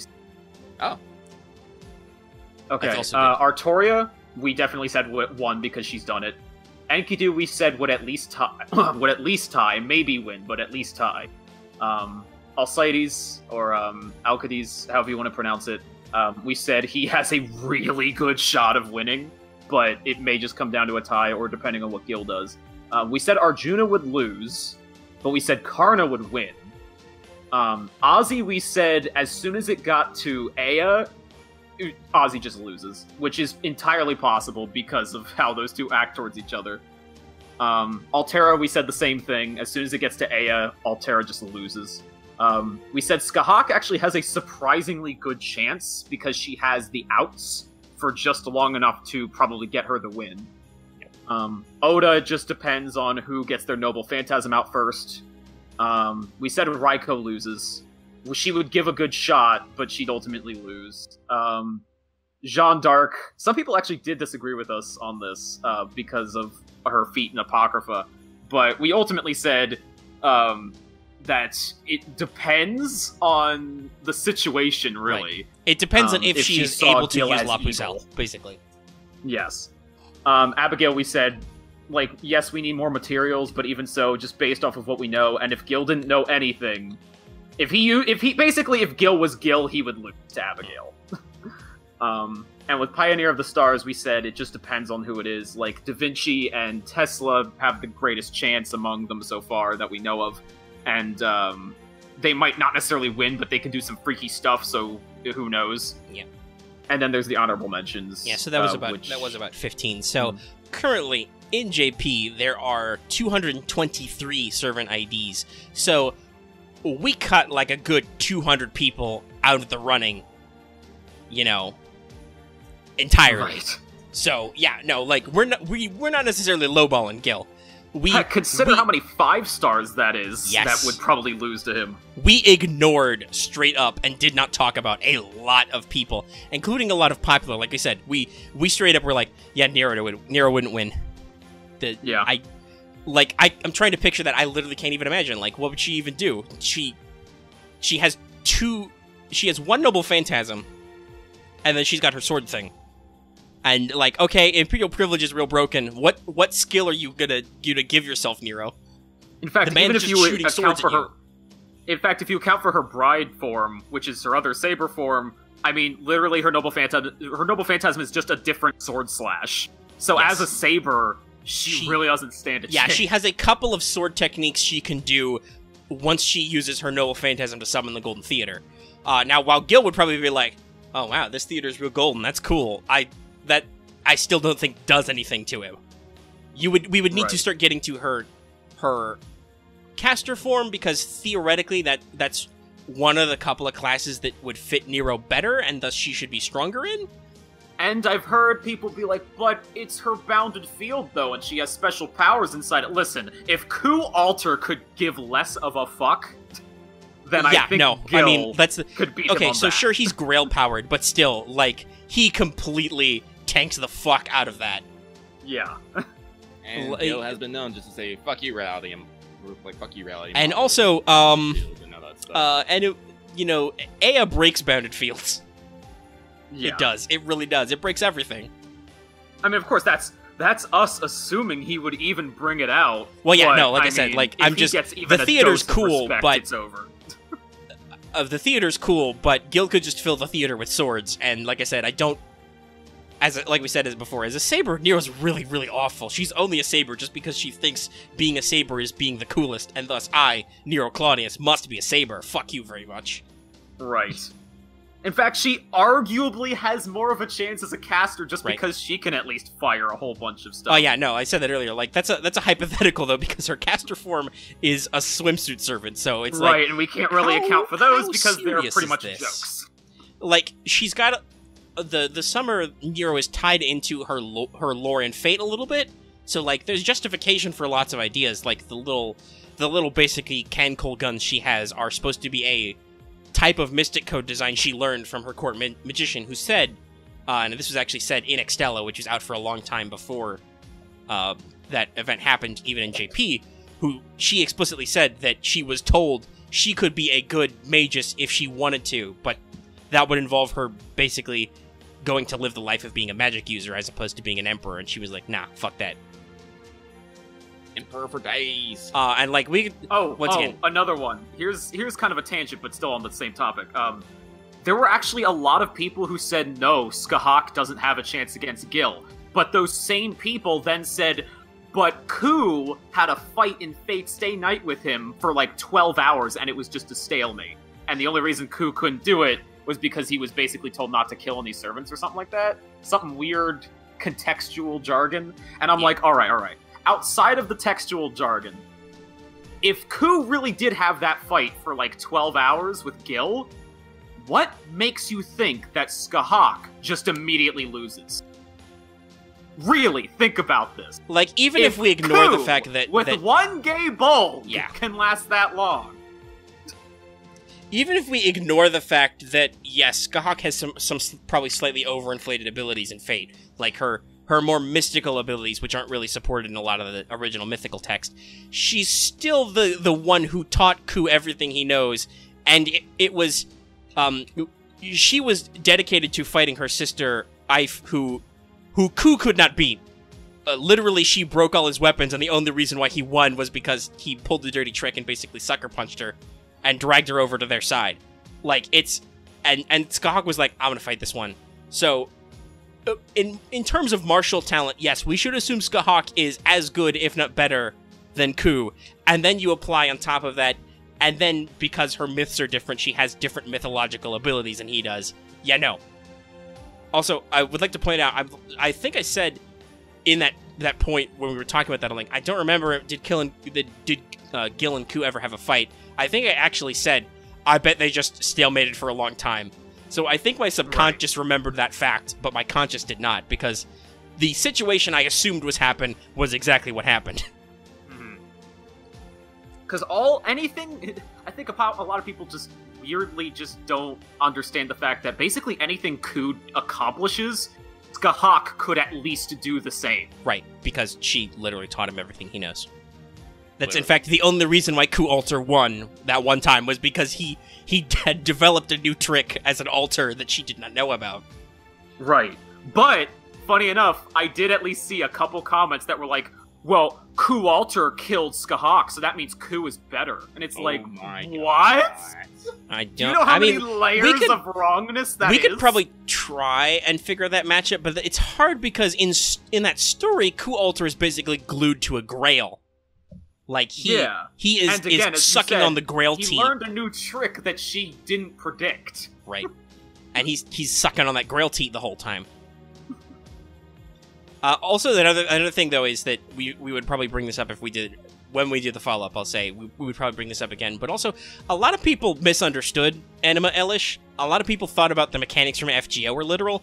No, and there's no power that means it's not strong against Star Servants. That's just a game balancing factor. Right. The Aya attack is strong against everybody. It's a really powerful attack. Though, speaking of Noble Phantasms, so Lucky, we have a tie right now on our monthly topic poll. It's between Mystic Codes and Noble Phantasms. I assume you want me to vote Noble Phantasm? Yeah, let's do Noble Phantasms. Alright, we'll get that out of the way this month. Woo. So yeah, the other thing is, yes, we know, an anti-world Noble Phantasm is not literally anti-planet. But also, Gil can actually use his to kind of do that. Is the problem. That's true, yes, that not every anti-world Noble Phantasm is literally anti-planet. It's more anti-rules of the world kind of thing. But also, yes, Anima Elish is freakishly destructive. He can blow up.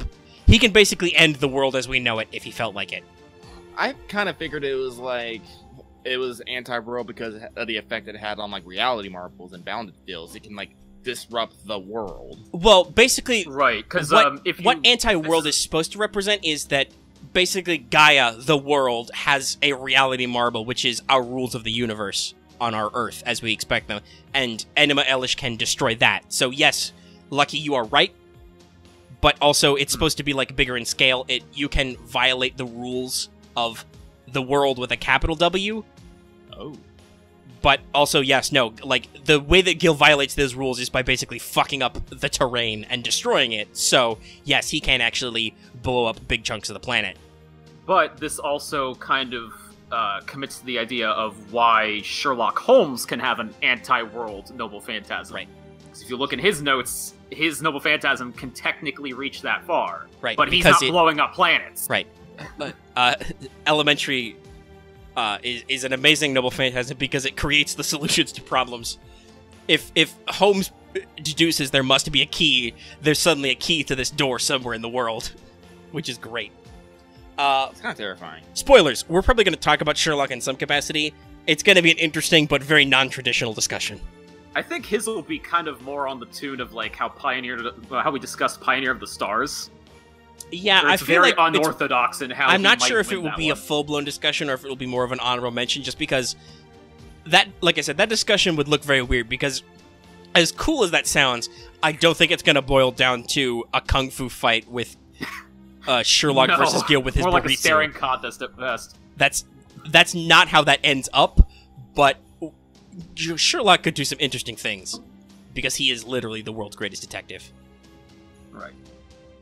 But yeah, no, like, we have some interesting concepts. We'll definitely do that sequel sometime. But so, we have done the tiebreak on air. We will now discuss what is a Noble Phantasm. Maybe next week, maybe not. We'll see. Woo! Seeing how things shake up. Also, I should go ahead and make the straw poll for Servant Spotlight. So I have decided... Oh, actually, just to end on that, and having to do with Noble Phantasms, some of my favorite comments, because there were, like, obviously 1,800 comments, some of my favorite comments were also, even though Omega described what Aya and Enema Elish are in layman's terms, there were people who genuinely thought Omega had no idea what Aya or Enema Elish were. Even though he laid it out. He's like, this is what they are, this is basically what it does. And it's like, and people were like, no, this is what it does. And it's like, he literally... Yeah, I tried to dumb it down because the descriptions are very flowery, but no, like, it's... it's not really a sword, but it's sword-like, but it... The blast destroys... They were so picky, man. If you did not describe it exactly how the Type Moon Wikia said, all that flowery dialogue, which I did actually read before our discussion, I'm like, no, I would have gone with the same explanation as Omega. I honestly would have. Because, hey, guys, I mean, explaining that, you would actually have to read an essay. Oh my god. Hey, so, guys, not that I think any of the people for... who say that will listen to this episode in particular, but hey, guys, fun fact. Where do you think I got all my sources? I looked at the Type Moon Wiki first and, like, tracked down where they came from. That's what my cross-reference for, like, what everybody's stats and skill ranks are supposed to be. Oh, we tried to dumb it down for everyone, and apparently that hurdle was still too high. Because then you got all the people who are like, I'm smarter than these people. I'm gonna prove it. So I've made a straw poll, and I've just posted it to patrons who are listening to this episode live, but so they can go ahead and vote. But basically, we're going to do another Servant Spotlight. I have decided that our three contenders are Leonidas, Shakespeare, and Arash, because we've never actually talked about what Arash does, even though we've talked about how cool he is and how rad his voice actor is, but we've never actually, I think, mechanically discussed him before, and why he is amazing for daily farming. Arash was also a suggestion for against Gilgamesh. They're like, I know he'd probably die, but come on. Like, to be fair, Shake, like, I don't know about you guys, but literally, like, for the upcoming Camelot movies, I'm like, the two scenes I'm most excited for is the final fight and the scene with Arash. Yeah, I want to see what they do with Stella, and I want to see what they do with Lord Camelot. Yeah, like, literally. Honestly, seeing Stella block Rongo Miniad would actually, that has to be a spectacle. That has to be great. Yeah, like, I'm kind of hoping that's like the end point of the first movie. So that they have nothing else in the budget to blow it on, and they just put it all into that. And they pick an awesome music track to put behind it. But I have heard Arash's voice actor deliver that speech, so I know the dialogue is solid. Oh my god, that stream was amazing. Yeah, he's done it a couple times too. Amazing.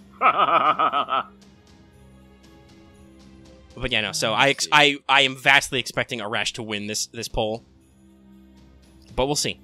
We'll keep him in the rotation, even if he doesn't win. Actually, I think it'd be fun for you guys to talk about him, just because I don't think anyone really knows what he's capable of outside of Stella. Well, that's the thing, because he's one of those characters who has really only one noble phantasm, but he's got a very diverse skill set. Like his bow and arrow creation skill is very useful, not only mechanically but also, like, no, literally his character has the ability to make bows and arrows as a skill, which actually explains why he has unlimited ammunition for once. And yeah, unlimited bow works. Because, by the way, in case you were wondering, Emiya cheats and uses projection to create all his arrows. Not quite as broken, but at least he doesn't die when he uses his noble. Yeah, no. When Emiya uses a broken phantasm, he doesn't die.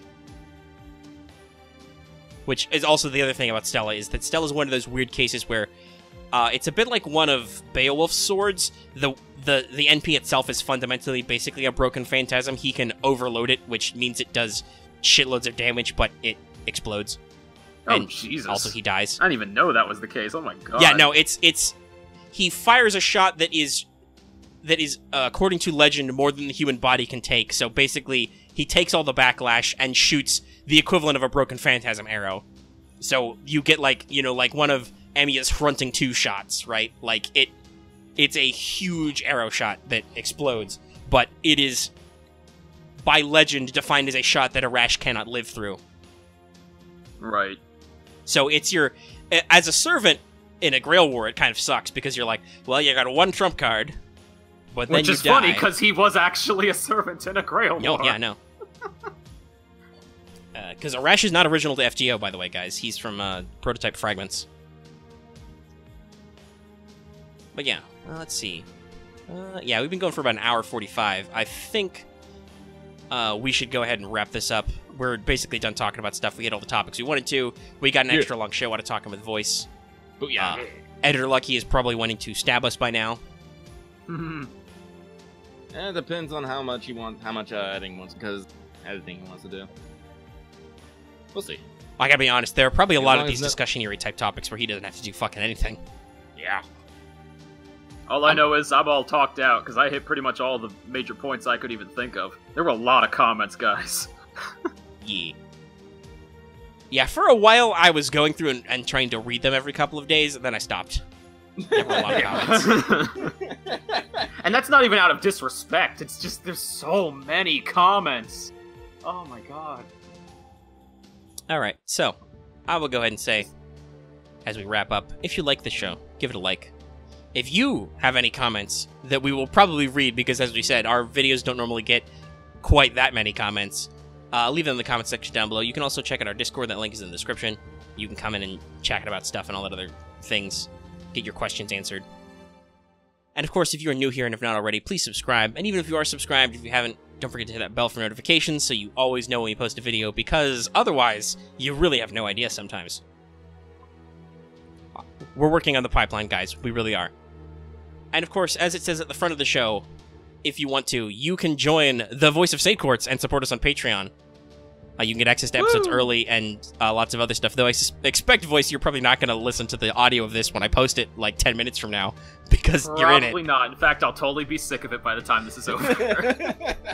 But yeah, you can get access to episodes, like I said, early. We post the audio versions of this show and our other podcast show, What's Up, like literally right away. I will do the editing I do for it, I will post it, and then that's basically how Editor Lucky gets a hold of the raw audio so he can edit it.